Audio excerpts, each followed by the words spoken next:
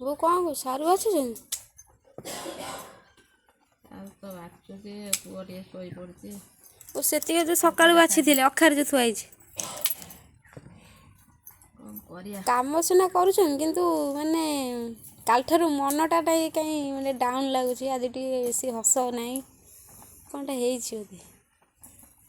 ହସ ନାହିଁ କ'ଣ, ଆମ ପରିବାରରେ ଜଣେ ମନ ଦୁଃଖ କଲେ ଆମ ମନ ଦୁଃଖ ହେଉଛି ନା ନାହିଁ?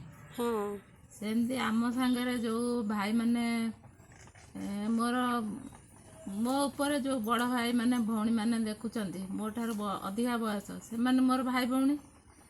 ଆଉ ମୋ ଠାରୁ ଯିଏ ପିଲାମାନେ ଦେଖୁଛନ୍ତି, ସେମାନେ ମୋର ବି ସେମିତି ପିଲାମାନେ। ଆଉ ଆମ ପରିବାରର ସଦସ୍ୟ ଯେମିତି ଜଣଙ୍କର ଦେହ ଖରାପ ହେଉ କି ଅସୁବିଧାରେ ରହୁ, ଆମର ଯେମିତି ମନ ଖରାପ ହେଉଛି, ସେମାନେ ଯେହେତୁ ଆମ ସାଙ୍ଗରେ ଜଡ଼ିତ ହେଲେ, ଆମ ସୁଖ ଦୁଃଖରେ ସାମିଲ ହେଉଛନ୍ତି, ସେମାନଙ୍କର ଗୋଟେ ଭଲ ମନ୍ଦ ଆମେ ଶୁଣିଦେଲା ବେଳକୁ ଆମକୁ ଯାହା ବି ହେଲେ ମନ କଷ୍ଟ ହେବ। ଆଉ ସେ ଫେସବୁକ୍ ହେଉ, ୟୁଟ୍ୟୁବ୍ ହେଉ, ଯେଉଁଥିରେ ସୋସିଆଲ୍ ମିଡ଼ିଆ ଆମେ ଆସିନଥିଲୁ କି କୌଣସି ଲୋକ ଚିହ୍ନି ନଥିଲୁ କି ଜାଣିନଥିଲୁ। ଏବେ ଯେହେତୁ ଆମର ଗୋଟେ ପରିବାର ଗଠନ ହୋଇଗଲାଣି, ଆମ ପରିବାର ଯେମିତି ସେମାନେ ଯେତିକି ଆମେ ରହିଛୁ, ଯେମିତି ସେମାନେ ଆମର ପରିବାରରେ ବି ସେମିତି ଜଣେ ଜଣେ ସଦସ୍ୟ। ନହେଲେ ଆମ ସଦସ୍ୟ ସେ କାହିଁ ଏତେ ଭଲ ପାଇବା ଆମକୁ ଦିଅନ୍ତେ।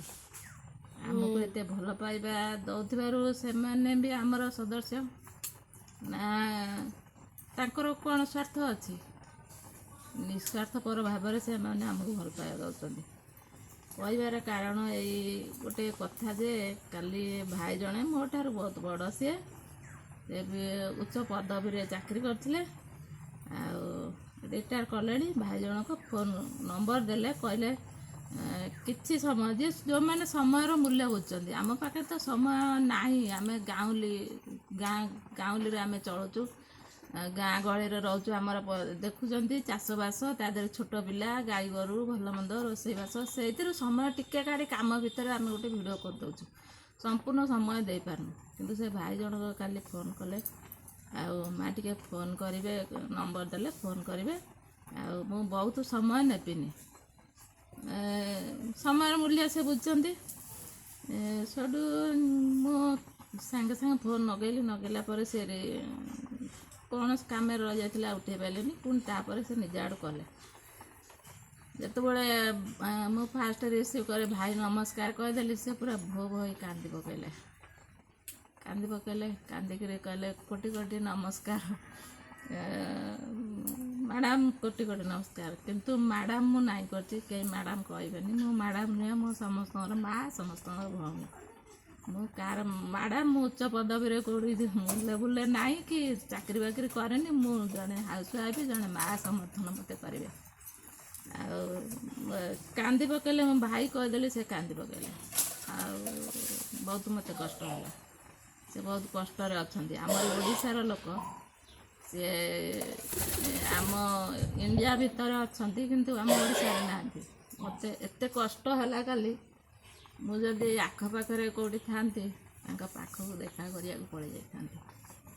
ସେ ବହୁତ ପଇସା ଅଛି ଥିଲେ କ'ଣ ହେବ, ତାଙ୍କ ପାଖରେ କେହି ନାହାନ୍ତି। ସେ କେବଳ କହିଲେ ମୁଁ ଏ ମୋବାଇଲ ହେଉଛି ମୋର ମାଧ୍ୟମ, ଦେଖିକି ଟିକେ ମନ ଖୁସି କରୁଛି।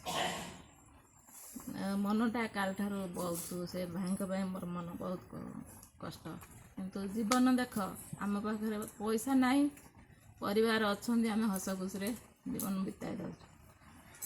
କାହାକୁ ଭଗବାନ ପଇସା ଦେଇଛନ୍ତି, ପରିବାର ନାହାନ୍ତି ପାଖରେ, ସେମାନେ ଏମିତି ଦୁଃଖରେ ରହୁଛନ୍ତି। ଯାହାର ଧନ ଅଛି ତାର ମନ ନାହିଁ। ମନ ନାହିଁ, ମନ ଅଛି କିନ୍ତୁ ପାଖରେ ସାହା ଭରସା ମନ ନାହିଁ ବୋଲି କହନା, ମନ ଅଛି ସମସ୍ତଙ୍କର।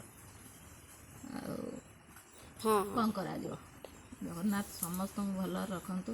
ଭାଇ ଯଦି ଏ ଭିଡ଼ିଓ ଭାଇ ଦେଖିବ, କେବେ ମନ ନା କରିବନି। ଭଗବାନ ଠିକ୍ ବାଟରେ ତୁମକୁ ଠିକ୍ ଇଏ କରିବେ, ସାହାଯ୍ୟ କରିବେ, ଯାହା ଦ୍ୱାରା ହୁଅନ୍ତୁ।